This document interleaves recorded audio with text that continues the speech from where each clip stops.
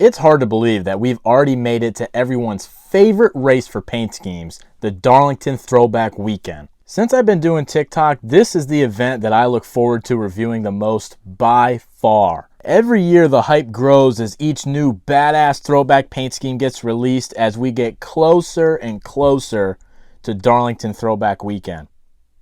Except for this year.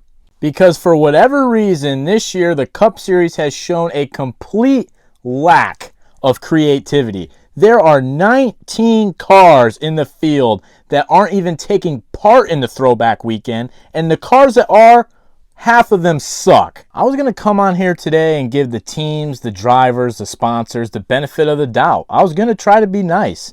But when I woke up at 3 o'clock this morning shooting Hershey Kisses out of my ass, it dawned on me. We deserve better as race fans. There are no excuses because the Xfinity Series has the best lineup of throwback paint schemes ever. So that's right, I've been up since 3 o'clock this morning. I drank a C4 Ultimate Energy drink. I had a 7-Eleven Slurpee and a blueberry muffin. And I am ready to tear apart your favorite driver's paint scheme. There are throwback paint schemes to review.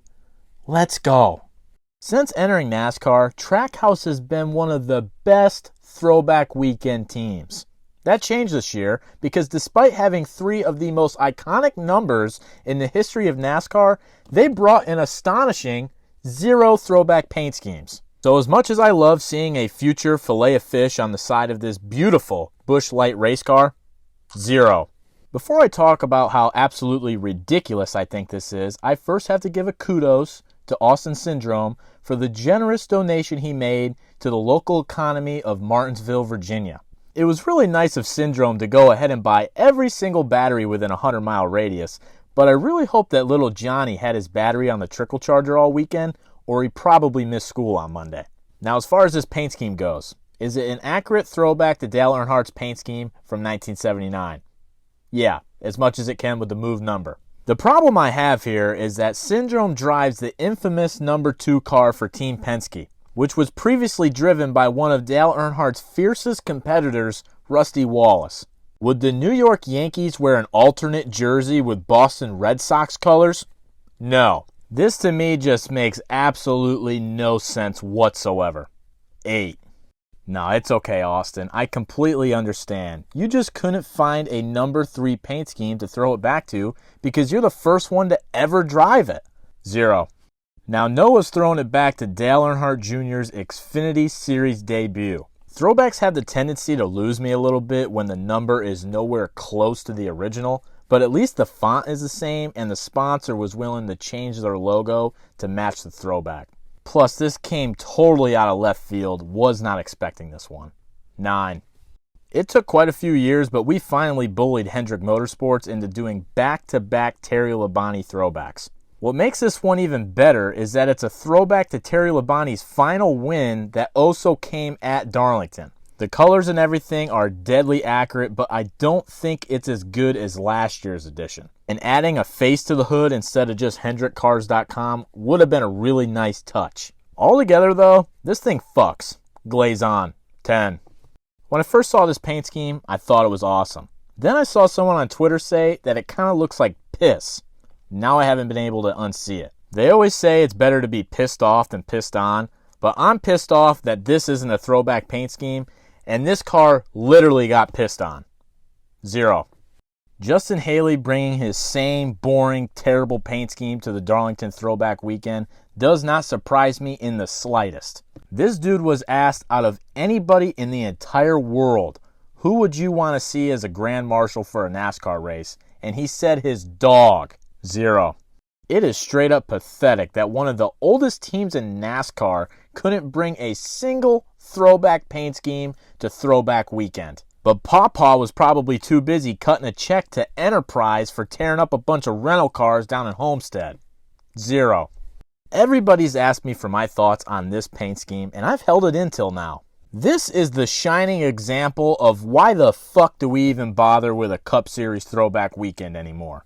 First of all, Chase Elliott drives the same number his dad drove for almost his entire fucking career. Why are we trying to throw it back to Ken Schrader? And thank God Hendrick told everybody what this was a throwback to in their announcement, because it looks nothing like it. How does Universe go from a Dale Earnhardt Jr. throwback last year to this?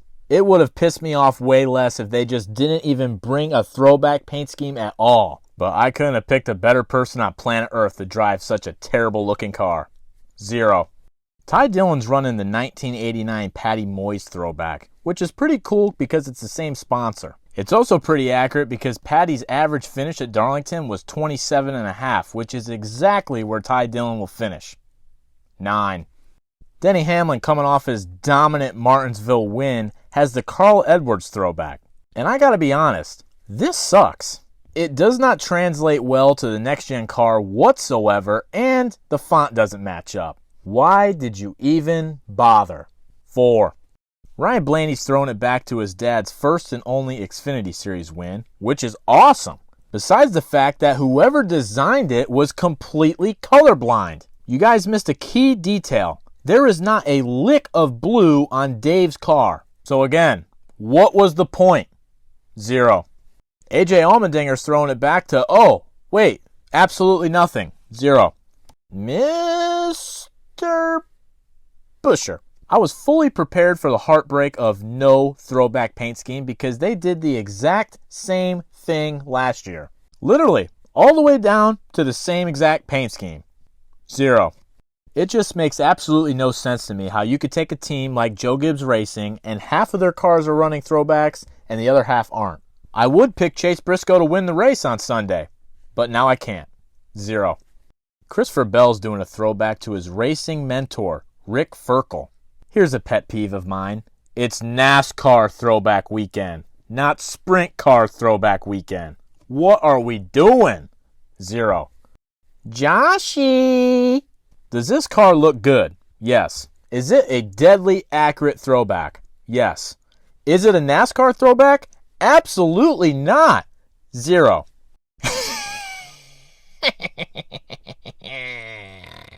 Joey's running this perfect 1976 Cal Yarborough throwback. This almost makes me want to take him for the win.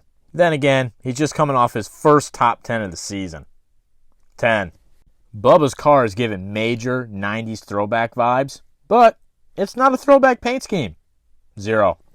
William Byron's doing a throwback to Jeff Gordon's final ride. And honestly, a throwback could not get any more accurate. But having the same sponsor is pretty much a cheat code. I will say, Willie B did fumble a little bit here because I wish they could do all yellow trim. 10. Austin Hill's running this week. Woo, yeah, who cares? 0. Todd Gilliland's doing a throwback to his rear tire changer's great-grandfather, Ray Fox. Ray Fox was a mechanic and car owner. His cars won a bunch of races back in the 50s and 60s. It's actually a really cool story if you want to look into it, and this throwback is like dead nuts. 10. Riley, every week I forget that you exist on this planet, and this week will be no different because you decided not to take part in Throwback Weekend. 0. Zane Smith is doing a throwback to the same throwback that Michael McDowell ran last year. So should this even be considered a throwback or just a major case of lazy ass? I'm going to go with the latter. 0. Cole Custer's throwing it back to Jimmy Spencer's 2000 Target ride, and Haas Factory team did a great job making their logos look like the old Target logos.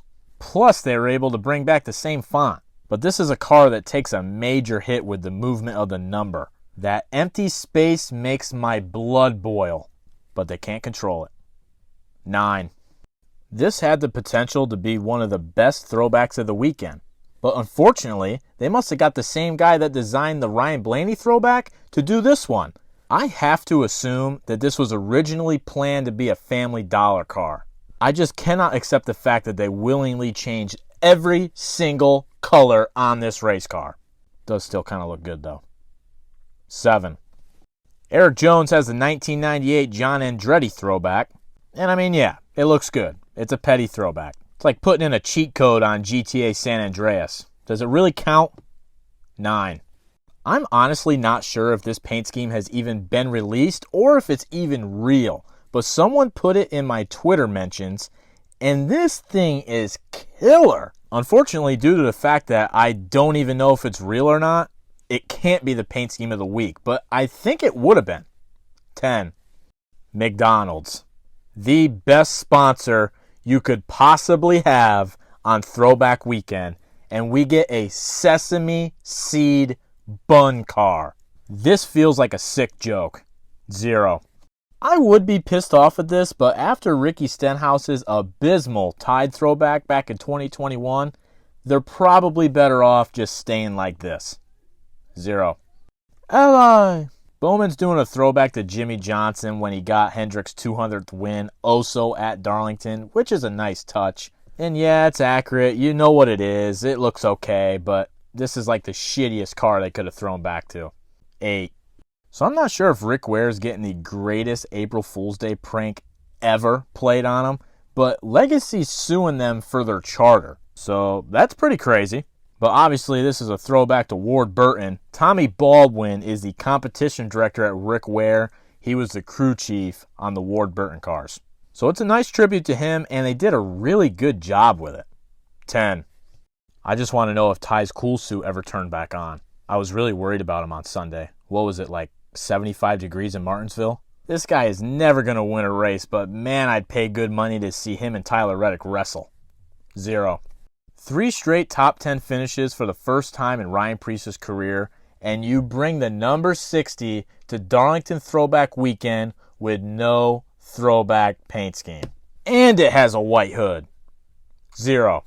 Spire Motorsports, Delaware Life, and the designer of this paint scheme actually all sat together at one point and decided, man, we really got something here. This is awesome. This is so good, we're going to bring it to Throwback Weekend. 0.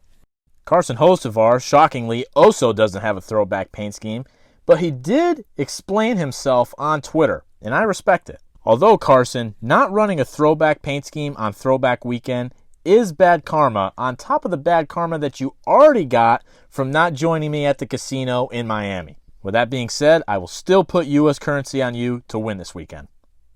0. Out of all the cars we've seen, this is the one that disappoints me the most. You bring back the 88.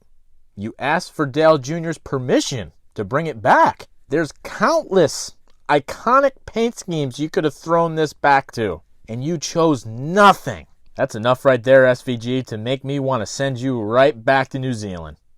0. Crocodile. This is also kind of like Bubba's. It gives throwback vibes, but it's a throwback to absolutely nothing. 0. And the 2025 Cup Series Darlington Throwback Paint Scheme of the Year goes to Kyle Larson. Are we surprised? This video is too long. See you for Xfinity.